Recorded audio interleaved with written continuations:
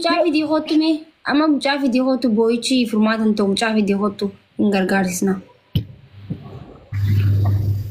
In boy because boy chamber baasu sigari mucaa kan jabaatee ati jechuun jabduudha. Dhugaa Rabbiyyoo hiriyaa kan keetee ati nama jabduudha jechuun nama hiriyaa akka malee jechuun jabduudha dhugaa Rabbii nama gizee meeqa mucaa kana jala fiiguu jiru. Eenyu irratti mucaa kana gargaaraa jirta galatoomii fidii mee nama achi jiru asirra barbaannaa fi nama achi isa baasu danda'u.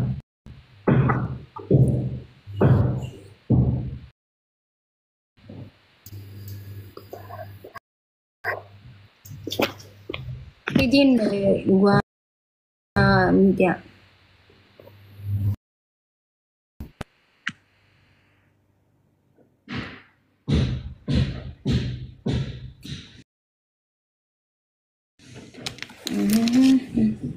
Waggaa afur sirriirra ciisa faamilii dhugaa Rabbii dubbachuudhaaf.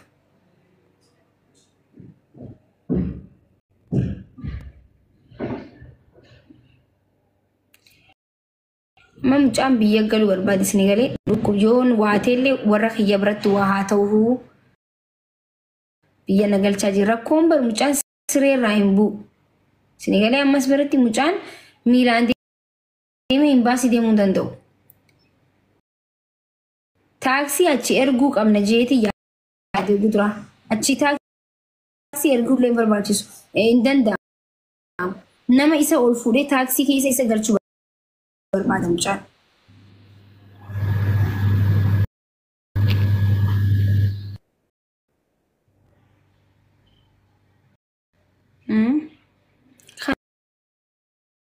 Kana jechuun amma kana dhibee jechuun bisan itti cinqamee namatti meeqatti barbaade dhugaa achi barbaade bakka jechuun humna kiyyaa ol gaafa ta'u maal hin jeen bakka isin ijoollee suuti jiran yoo nama tokko wameradhu igee imbaasii geessan booda nu dubbisaa hin jeen firra. Laali makii amma mana yaalaa sana akka gaafatanitti akka jedhanii namni waraqata qabu qofti dhaqee achi keessaa baasee mana isaatti fudhatee galchuu hin danda'u. Akka gaafatamitti eenyummaa ukkilinnatii fudhatanii odumanni achi keessa jiru xumuraniif gara biyyaa galchuudhaaf. Ammoo akkaataa saniin kan ba'uu danda'u namni waraqata qabaateedhaa fi makiinaa fudhatee ba'uu hin danda'uun hin kennanii jechuudha namni alaa tokko fudhadheen deema yoo jedhe. Amma maali furmaanni duuba furmaanni maali?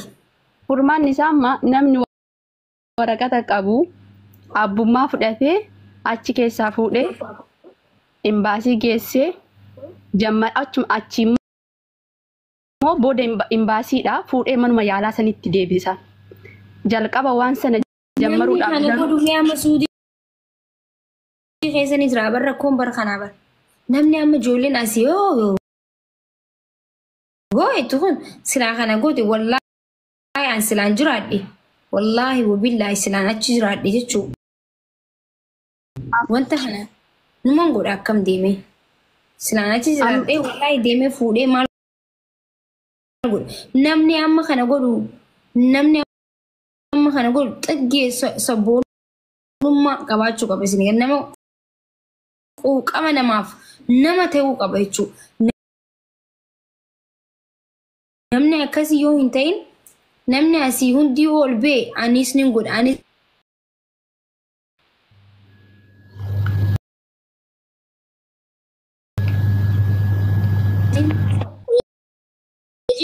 mucaa kana immoo sabboota dhiisan jechuudha.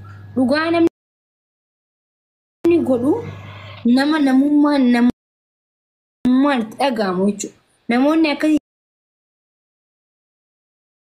cimaa yoo jiraatan kan mucaan achi ol fuutanii taaksii keessa ol kaastanii taaksii keessa galchitanii achirraa hin taane namni isaaf xumuru wajjin biyya galuu qaba.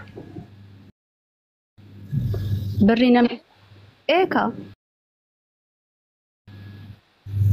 Kana bar maki dubbi bar nama sadii afurii wal argine jirra bar namni war amma eenyu olii gargaarsa goonee jirraa ni beektaa?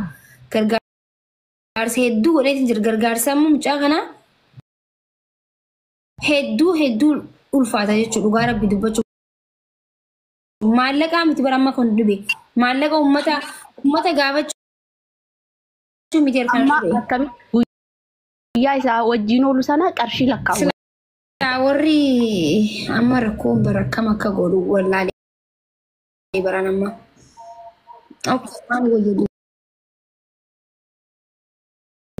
Geessee amma fakkeenya nama alagaa yoo ta'e guyyaa takkatti fakkeenya taaskii meeqa hojjetan akkasitti lakkaawwatan. Tiraanspoortii nama lama tikkeetti sadii yoo ta'e tikkeetti sadii suudii birrii meeqa asumatti bar agamtu sigaanuun barbaachisu achuma diraaman lakkaa'uudha. Namni takka isa biyya galchee deebuudhaaf guyyaa birrii lakkaawwan kan irraa uummata alagaa fi namni kee tokko miti namni si dhimmee hojjetu fi namni akkanumatti hin barbaadde fiddee si gargaaru. Ijoollee gandaa takka qabu nama tokko qabu achi waan akkanaa kana ni beektaa? Laan nama kee tokko laan nama cimaa tokko jiraami bakka wanti isaa kun amma ni ulfaata si galee marii barbaachisa ammas kun. Ijoollee hedduu wal mari'achuu guruppii keessa walii galchitanii marii gootanii malee amma yoo kana minis jala haa galuu nama saniif hisaabnee maal amma bar I don't know yoo biyya galuu qofa taate anuu amma kophaati jette jechuun mucaa kanaaf wallaahi waan jettu kanatti tokko amma allaalima kiyya amma namni kuni akkuma achi seenee miidhamni isaa laalaati gargaarsi isaati jalqaba akkaawuntii isaa irratti birrii waa qabaatee namni harka duwwaa kottu na baasi jedheen hin gaafatullee nama. Dhageessee maki amma namni nuti argine takka jalqaba akkaawuntii kee irratti birriin eega sii galee booda biyya irratti jechuudha. Akkaawuntiin biyya irratti eega sii galee booda kottu isaan booda yoo dadhabe amma maatiin isaa biyyaallee utti gurguranillee nuti hiriyoonni isaa waa itti kenninullee atillee gargaartullee asliin irratti gargaarsisullee namni tokko harka duwwaa nama biraa asirratti amma ana eegan gadi bahe isaaf dubbadha miti isuma dhugaa rabbi wantoonni kun hunduu isa barbaachisa waan ta'e birrii maa miliyoona 3 gurgee Oromoon danda'e hin badu isuma fayyadama halagaan hin fayyadamu waan dandeetti keessanii gargaarsisaati. Isaan booda yoo itti hanqate mucaa suudii isaan akkasitti hin galchine jennee kan jammare nu hanqate Oromoo nu gargaara jennee booda gadi baane dubban atillee hin jirta waan ta'eef garuu waa dubbachuurraa namatti barbaadurra maki haadhoo takka itti dadhabdi warra si qeeqa warra si akkas jedha dhiisiiti rabbumarraa argatta isaa miti haadha isaa boossuuf waan dandeessan gargaarsisa isaa booda namatti barbaada ani kanan jedhu kana. Akka nama tokkotti warri naannoo olii asiin seentan furmaata qabaachuu miti furmaata feetan fiddanillee naachitti furmaata keessa mana kana seentan furmaata keessanii himachuu hin dandeessan. Yoo furmaata barbaadan isii fooloo godhaatiti isiidhaan keessaa marreessaa fi deemaati. Dhaga'e amma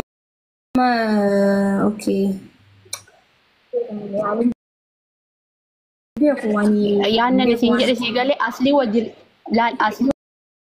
haasa'aati isuma dhugaa isaan haasa'iiti gadi ba'aati namni quba qaba waan ta'eef namni namummaan itti dhaga'amu dhaga'e uummanni namni maal jedhanii beektaati bari hin beektu namni tokko bar nuti warri miidiyaa kuni akka isin feetanitti osoo hin ta'in akka nuti maqaan nyantu qabna itti waa goona. Akkaawuntii qabame tiree maqoomaa waan. Zamni asoos dhaggeeffadhe. Baay'ee. Ati amma keetutti maallaqa dura guuraatii fi sanboota immoo itti aanaa itti akkasii miti ilaalan akka yaada kiyyatti dura nama masuulummaa fudhatu tokko argamuu danda'uu qaba. Saba kanarra dhufee uummata kanarratti uummannis osoo isaan argin akkamitti usee maallaqa guura aslan akkamitti maallaqa kan namni kun namni maslummaa fudhadhu suni ani akkuma kunis asii kun akkana xumuruu deemnaa fi hayyee waan gargaartan gargaara jetta malee osoo furmaata dura maallaqa guuraati sammuu furmaata finneen nyaachuuf malee maal godhu deemtan jaa uummanni kun uummata maallaqa nyaadhamaa oolu jechuudha. Yoo akkas hin taane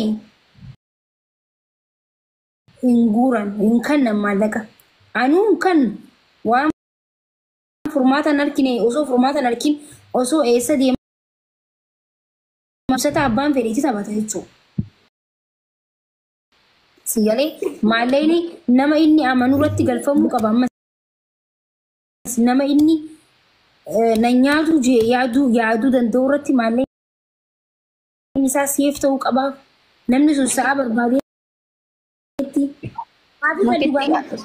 asitti gaaffii kee hojii yaadni keessir nama alagaarratti odoon taane birrii Itoophiyaatti gargaaramaa miti maatii irratti. Amala kiyyatti akkamii nama callisee na dhageeffatu maataa yoon fixadhee ni deebitee dubbata. Wanti uummatiyyaati jee akkas akka waa'ee akkaawuntii sanis dubbatee inninis as dhufee uummata kanaan akkana jee hawaasatti miidhaa isa rakkoon isaa miidhaa isaa ni batu.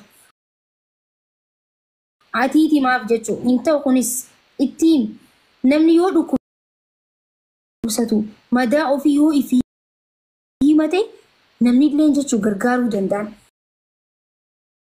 Yoo ati kaa'imtuuf taate qarshuma yoo namni qarshuma kudhan gargaaruu fedhe ati yoo himteef qarshaan kan naaf yoo ati gargaaruu yoo ifii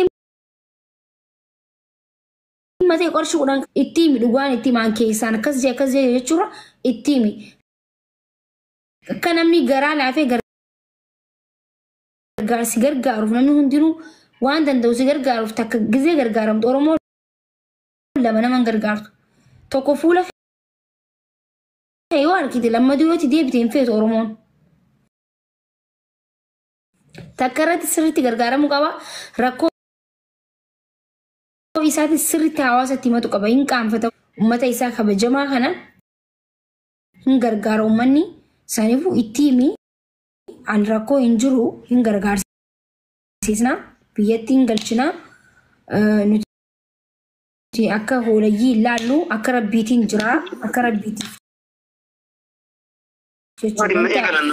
jennee hin goone jechuun waan hundaa'u. Maki amma akka dhufu barbaaddaa? Haa dhufu amma. Ayyee gadi bu'aa irratti bilbilee dhufash. Gooticha atallee bilbiliif hin qabda lakkoofsa bilbilaa fi akka waan hin beekne riphxanii teessan hundi keessanuu.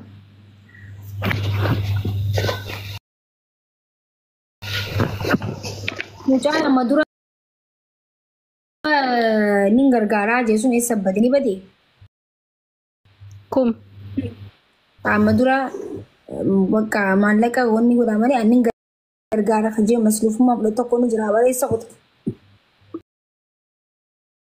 Mucaan walloo bari isa akkaawuntii irratti dura galfadhu eega akkaawuntii irratti galfattee dhimma kee jammaraa yoo raafe kan keetii yoo hanqatees immoo.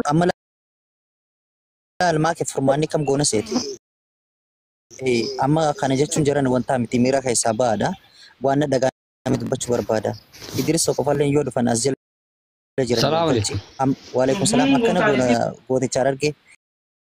Fakkeenyaaf namni tokko nama du'ellee haa ta'u, kan dhukkubsatellee haa ta'u, kan onnatellee haa ta'u, nuti kaa Oromootti gargaarsa goonee fi amma suudii tana keessa fakkeenyaaf hundi namaa daminnanii fi abbootii gadaa qabanii hundi namaa gosa ijaaramee ture jira jechuudha. Itti kanninee karaa gosa kanaan gara damina isaanii kanneen nuti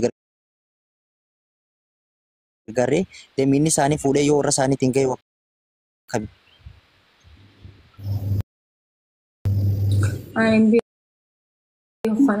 Amma laal maamme bifa gosaa kana dhaabaate akka Oromootti gargaara mucaa. akka jechuun akkaataan itti gargaaru akka Oromootti nama musliimaa kan hin baaneeti. Iddoo gosaa Nama kanatti musliimaa kan hin baaneeti. Dhugaaf miidiyaa mucaan hin beeku. Amma fakkeenyaaf abbootii gadaa jira. Amma fakkeenyaaf abbootii gadaa jira. Minnani jira waa hedduu jiraachuu barbaadeeti. Mucaa akka Oromootti hin gargaarra. Akka Oromootti yeroo niif nu gargaarame. Gasti seni because private gote just accounting hangi haye tajjoodhaaf haa kan nuuf carraa tajjoo dubbadhu akkam jirta? Ani nagaan qaba alhamdulillah jira. Akka gootichi jiruu fi amma akka isin jettan kanatti naaf hin mijjatu. Mee ati akkamitti si mijjata dubbadhu mee maaltu si mijjata nu? Ani waraqaan hundinuu nama deemuu hin dandeenye nama asii fuudhanii waraqaa baasii bira geessanii olii gadi hin deemanii waraqaa xumuranii fi miti bakka takkaan sossoo gabaabumatti iddoon irraa ka'u kana namaatu ol fuudhee gara sana kaayee gara nana kaayee ol kee gara takka sossoo hin danda'u. Waraqaan tiyya bakkumaan jiru kanatti yoo xumuramti malee bilbila waan nagaafatanii mattawaqaa biyyarraa baafadhu jaanii kanaan duraas waan jiru jecha mattawaqaa kana baafadhee jira. Namni kun bilbila waamira na wajjin hordofee nagaafatee waamira bakka waatti barbaachisu hundatti nagaafachaa yoo deeme malee asii na fuudhanii bakka takka nageessanii achirraa fuudhanii gara biraa nageessu ani gabaabumatti amma ficcaanii ture. Mana dhaquu hin danda'u si galee gabaabumatti waan mana ficcaanuu dhaquu hin dandeenyeef natti ulfaata mana namaa dhaqee taa'ee mana namaa taa'uun mana hakimaa kana keessatti anaaf beeka fuudhanii mana namaa na kaa'u mana namaa sanitti anu ofiin jibba si galee gabaabumatti ani waraqaan tiyya bakkaan jiru tanarraa naatu xumuramti malee namni fuudhee gara na nageessee gara sanaan deemee olii gan naan deemutti naan mijjatu kan.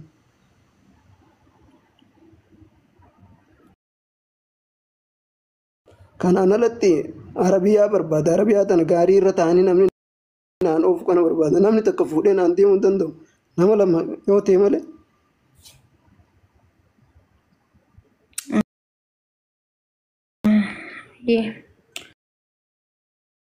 Doktor Idris gadumee habaaboo kannaa jiru kana maa kennu. Hayyee dhaggeef.